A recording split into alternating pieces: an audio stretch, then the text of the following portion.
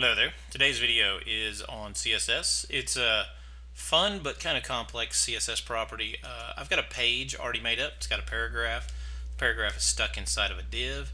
Inside of that paragraph is several spans. So let's go ahead and get started with this code. Here it is.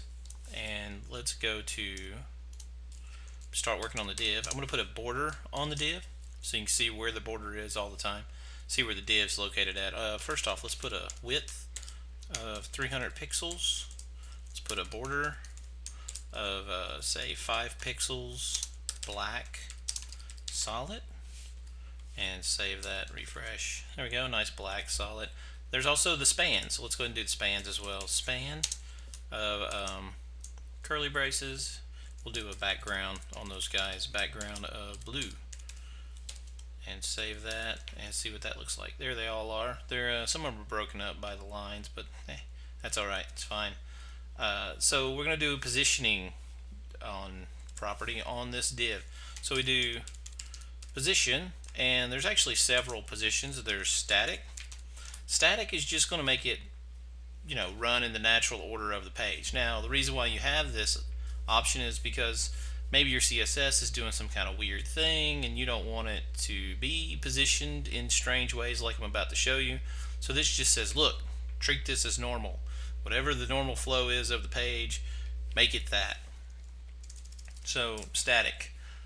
There's a fixed, and fixed is the one that I want to start with. Fixed, and we'll do top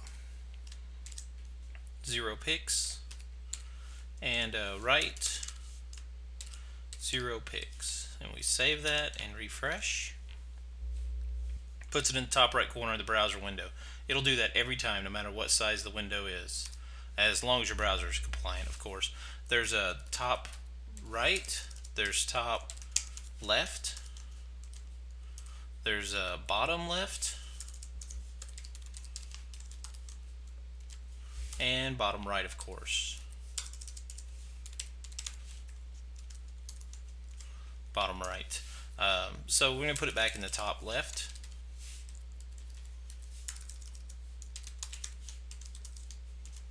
Top left. There's also the option to make it more than just 0. There's 100 pix by 100 pix. That should move it down. Oh, thank you, Sublime, for the notice. That should move it down and to the right by 100 pix. And yeah, it's possible to push it off the page completely.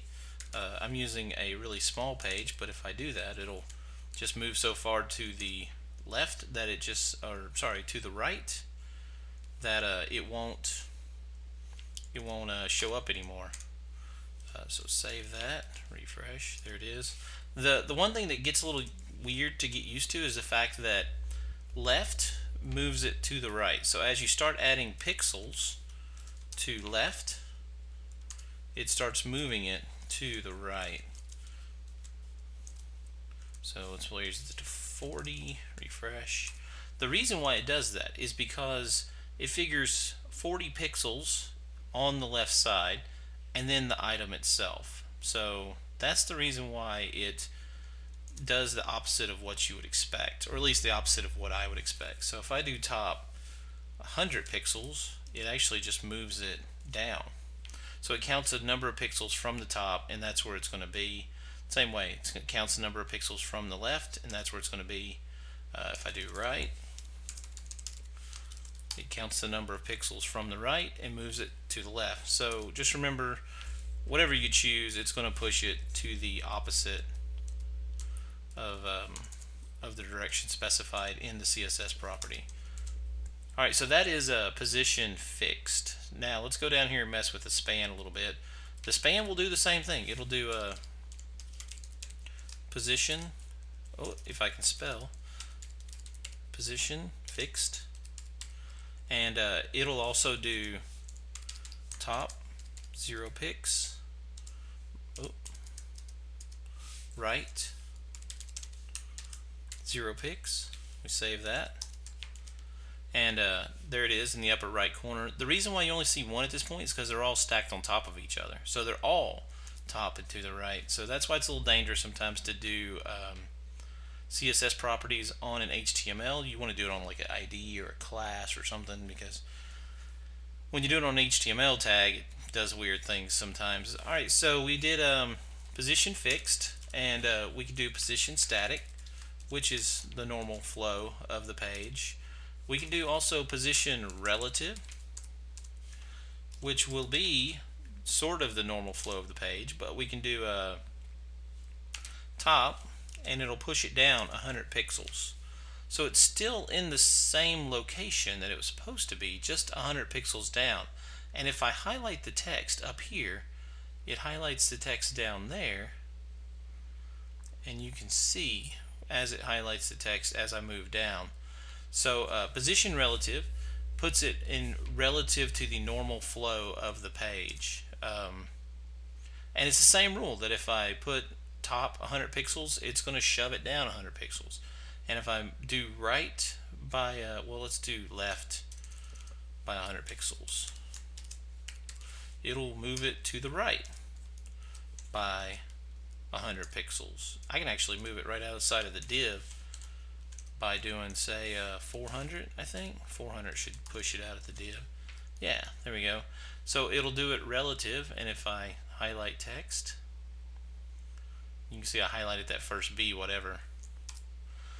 So that's relative. Now let's put it back to 0 pix by 0 pix for the next one. The next one will be position absolute. And position absolute does some weird things as well. It actually puts it relative to the last positioned item. So I didn't position the paragraph, I positioned the div. So it puts it top left of the div. And you can see if I highlight the text, it highlights the text way up there as well. Same sort of thing. And it's kind of creepy the way that works. So I can do position top of, what did I say the width of this is? 300 pix? Oh no, I'm sorry, that's the left 300 pix, which should move it to the right by 300 pix. And just on the border of the div, let's move it, what's the width of the border? 5 pixels. So let's make it 305, and that'll push it right outside the div. I can also do top. I don't know what the top is. Clearly that was too far.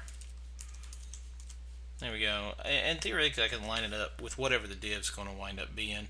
But it's going to position it according to the last positioned item, which in this case is the div, and that's what absolute does. So the various tags we've gone over are top, left, bottom, right, absolute, and then there was fixed. There's relative, which positions it relative to where it's supposed to be, and static, which puts it in its normal location. And the one thing we didn't say was inherit. So if I do inherit, it's going to inherit whatever its parent item is. So if I actually change this to a P, the paragraph should inherit.